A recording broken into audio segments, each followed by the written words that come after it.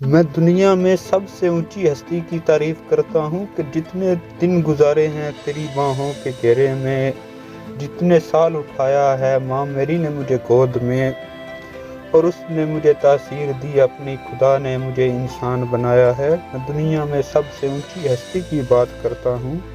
مجھے معلوم نہ تھا کہ وہ کیوں بے رحم دنیا سے ڈرتی ہے، میری ننھی سی جان سے کیوں اتنا پیار کرتی ہے، جس کے ہاتھوں سے میں نے پہلا لقمہ کھایا ہے۔ میں اس ہستی کی تعریف کرتا ہوں۔ میں دنیا میں سب سے اونچی ہستی کی بات کرتا ہوں۔